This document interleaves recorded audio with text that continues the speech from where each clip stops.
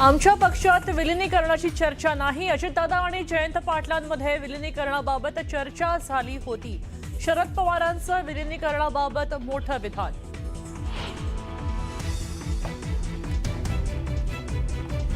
बारामतीची निवडणूक बिनविरोध करण्याचं काही कारण नाही. काँग्रेसनं उमेदवार दिला, हा त्यांचा पक्षाचा निर्णय. शरद पवारांचं मत.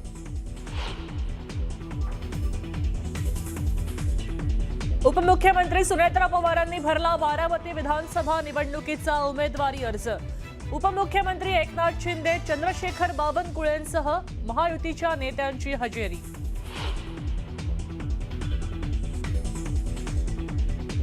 बारामती विधानसभा पोटनिवडणुकीसाठी आकाश मोरेंचा काँग्रेस पदाधिकाऱ्यांच्या उपस्थितीत अर्ज दाखल, तर बारामती निवडणुकीसाठी 55 अर्ज दाखल. राहुरी विधानसभा पोटनिवडणुकीमध्ये नवा ट्विस्ट. शरद पवारांच्या राष्ट्रवादीकडनं गोविंद मोकाटेंनी भरला उमेदवारी अर्ज.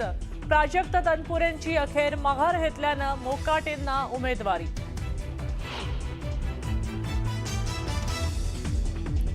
खरातचे सीडीआर कुणी आणि कसे काढले, हा महत्वाचा मुद्दा. ज्यांनी सीडीआर काढले त्यांच्यासोबत ज्यांचे सीडीआर त्यांच्यावरही कारवाई करा, सुषमा अंधारेंची मागणी.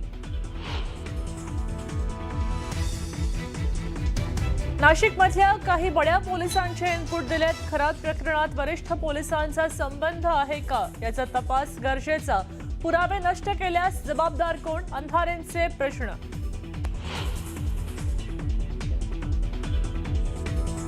कल्पना खरातकडनं अटकपूर्व जामिनासाठी अर्ज. राहता न्यायालयात 4 तारखेला अर्ज केल्याची माहिती. शेतकऱ्याची लुबाडणूक आणि सावकारी प्रकरणात भोंदूसह पत्नीवरही गुन्हा. भोंदू खरात विरोधात ईडीनं फास आवळला. महाराष्ट्र सरकारच्या चौकशीच्या मागणीनंतर आर्थिक व्यवहारांची होणार चौकशी. नांदेडमध्ये 48 तासात तब्बल 5 हत्या. आरोपींचा पाठलाग करताना पोलिसांकडनं गोळीबार. 4 आरोपींना ठोकल्या बेड्या.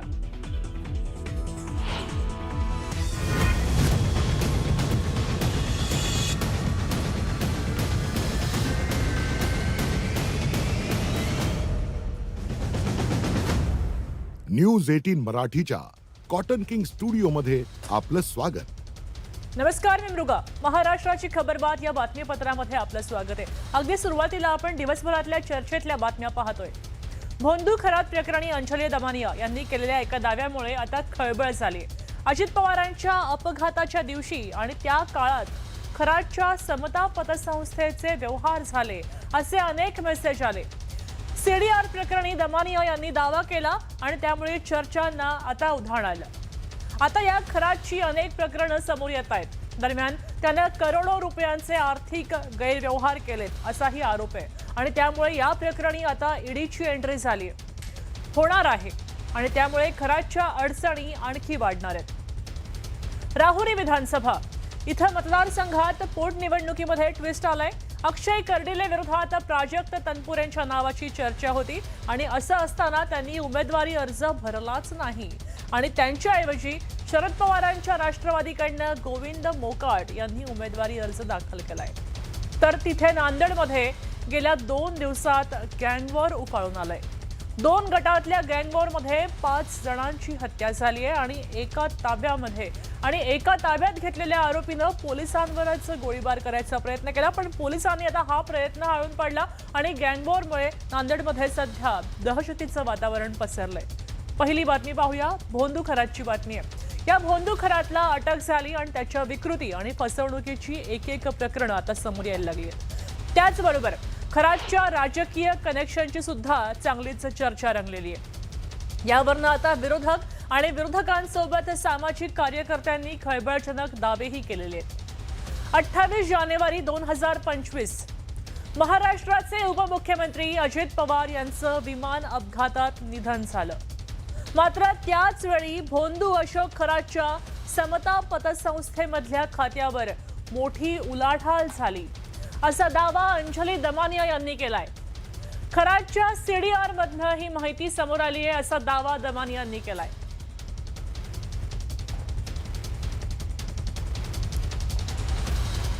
आता दमानिया यांनी घेतलेल्या दाव्यानुसार दादांच्या निधनाच्या आदल्या दिवशी आणि अपघाताच्या दिवशी आणि त्यानंतर खरातच्या मोबाईलवर या समता पतसंस्थेकडनं कसे मेसेजेस आलेत आपण पाहूया. काय झालंय तर अपघाताच्या दिवशी पैसे खरातच्या व्यवहारांविषयी दमानिया यांनी दावा केलाय. 28 जानेवारी 2026 ला नोटिफिकेशन आलं. नोटिफिकेशन होतं तो दिवस होता दादांचं अपघाती निधन. त्या दिवशी एक नोटिफिकेशन आलंय.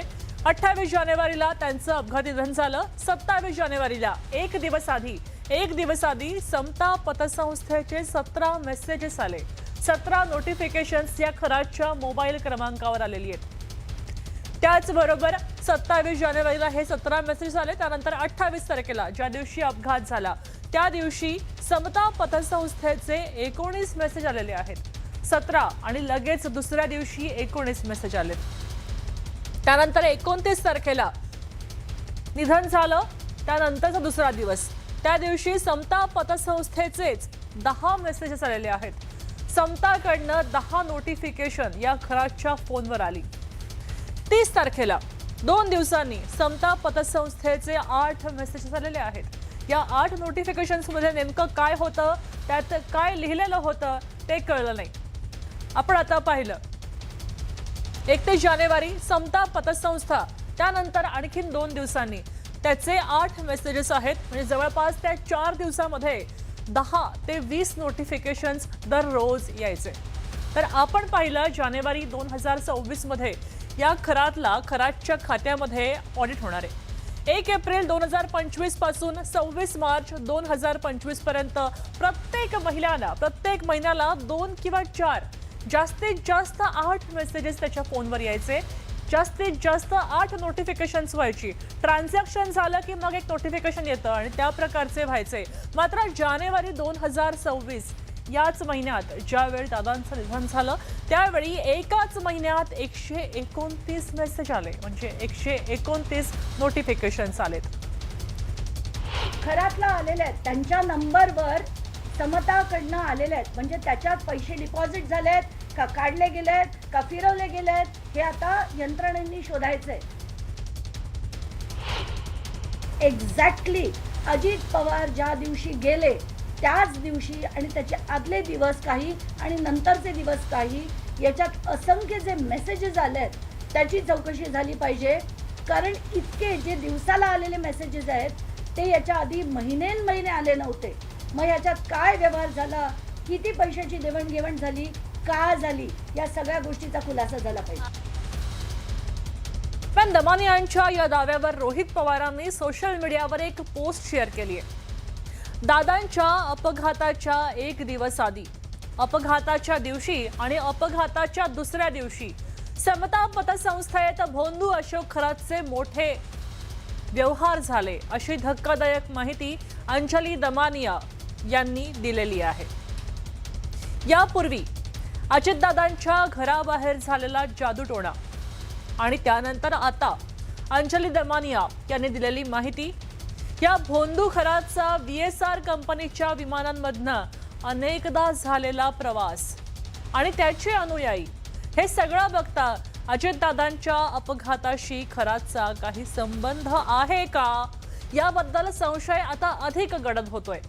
दादांच्या घातपाताबद्दल चौकशी करताना CIDनं खरात आणि त्यांच्याशी संबंधित लोकांचा सुद्धा तपास करायला हवा, अशी मागणी रोहित पवारांनी आता पोस्ट करत केलेली आहे.